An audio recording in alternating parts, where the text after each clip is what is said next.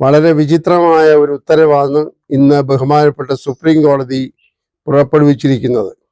അതൊരേ സമയം കൗതുകകരവും വളരെ ഗൗരവം അർഹിക്കുന്നതുമാണ് എന്ന് ഇതിനോടകം തന്നെ എല്ലാവരും മനസ്സിലാക്കി ചർച്ച ചെയ്തു തുടങ്ങി. അത് മറ്റൊന്നുമല്ല, തെരുവ് നായ്ക്കളുടെ പ്രശ്നമാണ്. തെരുവ് നായ്ക്കൾ രാജ്യത്തെമ്പാടും അലഞ്ഞ് അനേകം ആളുകൾക്ക് വൈതരണിയിലാക്കുകയും ബുദ്ധിമുട്ടുകളാക്കുകയും അതുപോലെ തന്നെ മരണത്തിലേക്ക് വരെ നയിക്കുകയും ചെയ്ത സംഭവങ്ങൾ ഉണ്ടായിട്ടും ഈ പ്രശ്നത്തിന് ശാശ്വതമായ ഒരു പരിഹാരം ഉണ്ടാക്കാൻ ഇന്ത്യയിലെ ഒരു സംസ്ഥാനത്തും ഒരു നഗരത്തിലും കഴിഞ്ഞിട്ടില്ല എന്ന ദുസ്ഥിതിയാണ് ബഹുമാനപ്പെട്ട സുപ്രീം കോടതിയുടെ ഈ നിരീക്ഷണത്തിന്റെ പശ്ചാത്തലം.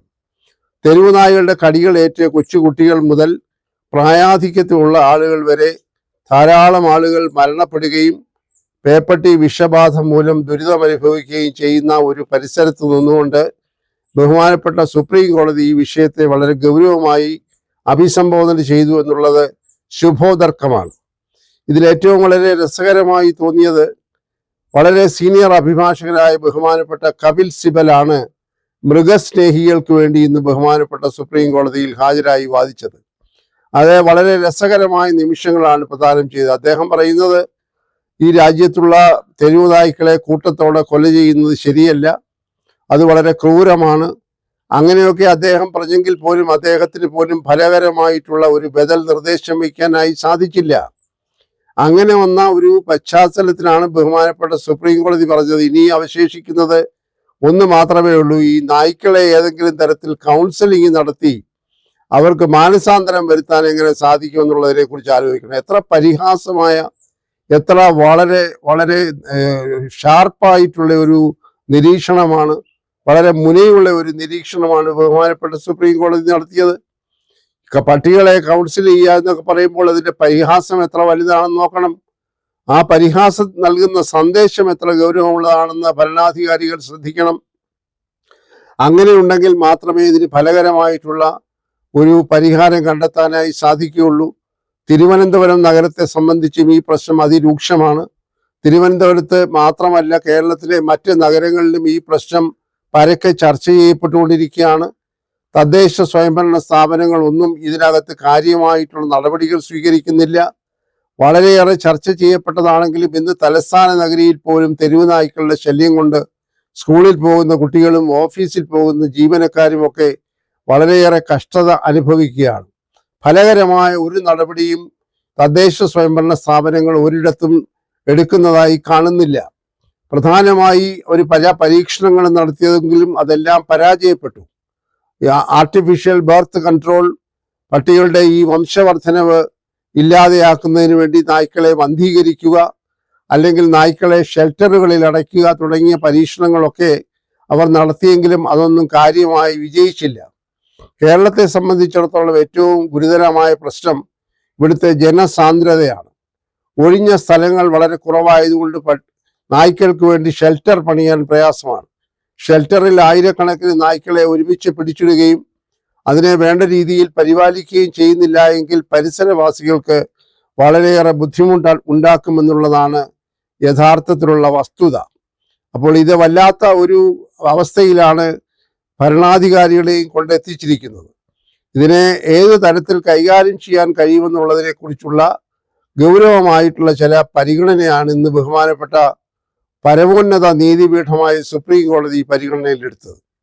അപ്പോൾ അവർ നടത്തിയതായിട്ടുള്ള നിരീക്ഷണങ്ങളുടെ ഗൗരവം ഭരണാധികാരികൾ, പ്രത്യേകിച്ച് തദ്ദേശ സ്വയംഭരണ സ്ഥാപനങ്ങൾ, കോർപ്പറേഷൻ, മുനിസിപ്പാലിറ്റി, ബ്ലോക്ക് പഞ്ചായത്തുകൾ, ജില്ലാ പഞ്ചായത്തുകൾ, ഗ്രാമപഞ്ചായത്തുകൾ, ഇപ്പോൾ ഏതായാലും കേരളത്തെ സംബന്ധിച്ചിടത്തോളം പുതിയ ഭരണസമിതി കേരളമൊട്ടാകെ തദ്ദേശ സ്വയംഭരണ സ്ഥാപനങ്ങളിൽ ഉണ്ടായിരിക്കുകയാണ്. അവർ ഇതിനെക്കുറിച്ച് വളരെ ഗൗരവമായി ആലോചിക്കേണ്ട സമയമായിരിക്കുന്നു. ഇതിനെ പൊതുസ്ഥലം കണ്ടെത്തി മനുഷ്യവാസം ഇല്ലാത്ത ഏതെങ്കിലും സ്ഥലം കിട്ടുമോ എന്ന് നോക്കി അവിടെ ഷെൽട്ടറുകൾ സ്ഥാപിക്കുക. എന്തായാലും പേവിഷബാധ ബാധിച്ച തെരുവ് നായ്ക്കളെ ഉന്മൂലനാശം ചെയ്യേണ്ടത് അത്യാവശ്യമാണ്. മൃഗസ്നേഹികൾ എന്ന് പറഞ്ഞുകൊണ്ട് ജനങ്ങളെ ഈ തരത്തിൽ തെരുവിലായി ഇട്ട് നായ്ക്കൾ കടിക്കുന്ന അവസ്ഥ ഉണ്ടാകാൻ പാടില്ല. ക്രിയാത്മകമായ നിർദ്ദേശം മുന്നോട്ട് വയ്ക്കാൻ ഈ മൃഗസ്നേഹികൾ തയ്യാറാകണം. സൈദ്ധാന്തികമായിട്ടല്ല ഈ വിഷയത്തെ സമീപിക്കേണ്ടത്, മറിച്ച് പ്രായോഗികമായി സമീപിച്ച് ഈ പ്രശ്നത്തിന് ശാശ്വതമായ പരിഹാരമുണ്ടാക്കാൻ ഇന്ത്യയിലാകമാനമുള്ള സർക്കാരുകളും തദ്ദേശ സ്വയംഭരണ സ്ഥാപനങ്ങളും കേരളത്തിൽ പുതുതായി ചുമതലയെടുത്ത എല്ലാ തദ്ദേശ സ്വയംഭരണ സ്ഥാപനങ്ങളും ശ്രമിക്കണമെന്നാണ് പൊതുസമൂഹത്തിനു വേണ്ടി ഇപ്പോൾ പറയാനായിട്ടുള്ളത്. ഇത് ഉദ്ദേശിക്കുന്നതിനേക്കാൾ ഗൗരവമുള്ള ഒരു വിഷയമാണ്.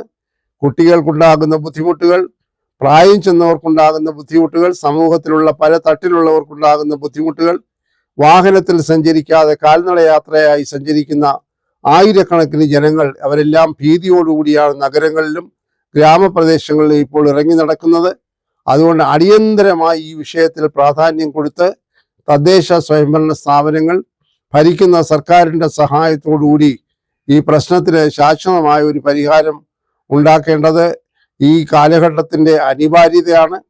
അതിന് ഉണർന്ന് പ്രവർത്തിക്കാൻ ബഹുമാനപ്പെട്ട സുപ്രീം കോടതിയുടെ ഈ നിരീക്ഷണവും ഈ പരിഹാസവും ഈ അഭിപ്രായങ്ങളും സഹായിക്കും എന്ന് തന്നെ വേണം കരുതാൻ.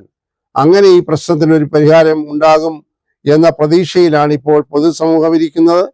അവർക്ക് സ്വന്തമായി ഒന്നും ചെയ്യാൻ കഴിയില്ലാത്ത ഒരു സാഹചര്യത്തിൽ സഹായിക്കാൻ സർക്കാരിൻ്റെ ഉത്തരവാദപ്പെട്ട ഉദ്യോഗസ്ഥന്മാരും ബന്ധപ്പെട്ട ആളുകളും ശ്രമിക്കുക മാത്രമേ ഇതിന് പരിഹാരമായിട്ടുള്ളൂ. അതുണ്ടാകും എന്നാണ് സമൂഹം ആകെ പ്രതീക്ഷിക്കുന്നത്. അതുകൊണ്ട് ഇനിയും ഇത് സംബന്ധിച്ച് അഭിപ്രായം പറയാൻ ഇതിനേക്കാൾ വലിയൊരു അധികാര കേന്ദ്രമില്ല.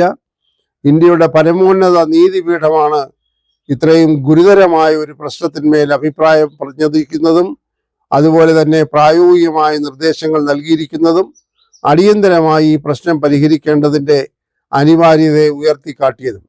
ഈ ഒരു വിധിയിലാണ് നിസ്സഹായരായിട്ടുള്ള സാധാരണ ജനങ്ങൾ പ്രതീക്ഷ അർപ്പിക്കുന്നത്. കേരളത്തിലും ഇതിന് ഫലകരമായ നടപടികൾ വൈകാതെ ഉണ്ടാകും എന്നാണ് പൊതുസമൂഹം പ്രതീക്ഷിക്കുന്നത്. അതിനുവേണ്ടിയാണ് കാത്തിരിക്കുന്നത്.